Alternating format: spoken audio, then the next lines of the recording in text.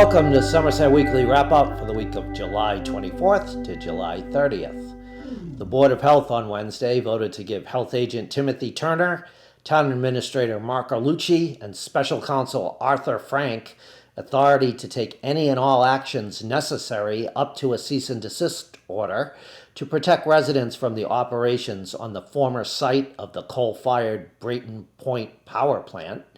Residents are concerned about arsenic in the soil there, and if it reaches the neighborhood by dust from the grading project that the owner of the property is doing there. Selectman Todd Costa said he wants the town to have a third party do its own sampling for contaminants on the property. The selectmen act as the town's Board of Health. The Somerset Water and Sewer Commission on Wednesday met with Paul Furland, who is the Administrator of Community Utilities in Fall River, to discuss the possibility of Somerset tying into the Fall River sewer plant.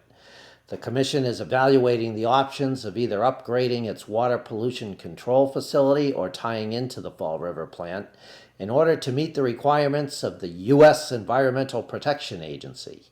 Commission Chair Stephen Carteret asked if the city would be interested in charging a sewer rate to Somerset that is only based on the costs to treat the sewage, but not on the costs for collection. Furland said it would depend on where Somerset ties into the system. He said there are costs for conveyance and pumping stations.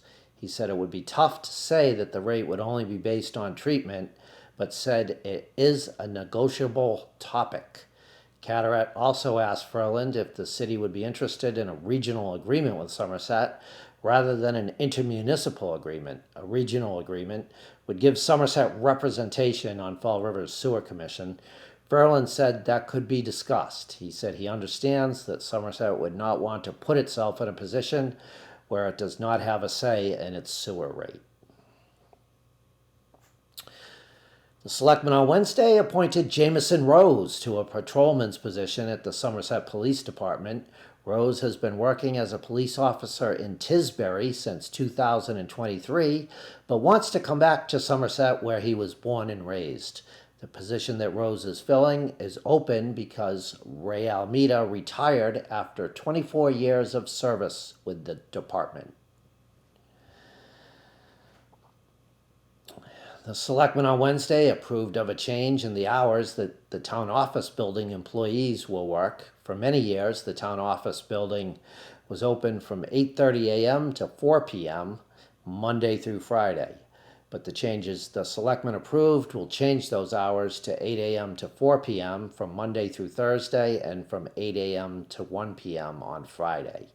Town Administrator Mark Arlucci said studies show that workers can be more productive with such hours.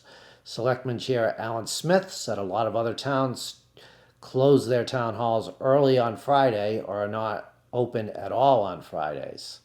The new hours will go into effect in mid-August. The Selectmen at their meeting on Wednesday decided that they will have citizens' input at their meetings at the beginnings and ends of the meetings. The citizens' input portion of the beginning of the meeting will be limited to items on the agenda of that night's meeting. Citizens can talk about topics outside of the agenda at the citizens' input portion of the meeting at the end. In the past, there were times when citizens' input was just allowed at the beginning of the meeting or just at the end. Selectman Chair Alan Smith said some people did not think it was fair to have citizens' input at the ends of meetings because the board had already voted on issues by then. Town government boards are not required to offer citizens' input at meetings, but are encouraged to do so by the state. Water and Sewer Commission Chair Stephen Carteret said the Water Department should consider seriously bringing in the environmental police to monitor the town's reservoir because of the littering, vandalism, and disrespect to the watershed around the town's reservoir.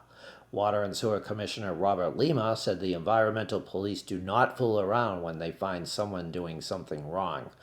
Water and Sewer Superintendent Christopher Wickman said security cameras and fencing also could be used to get the problem under control. Thank you for watching Somerset Weekly Wrap Up. Tune in next week for more news from around Somerset.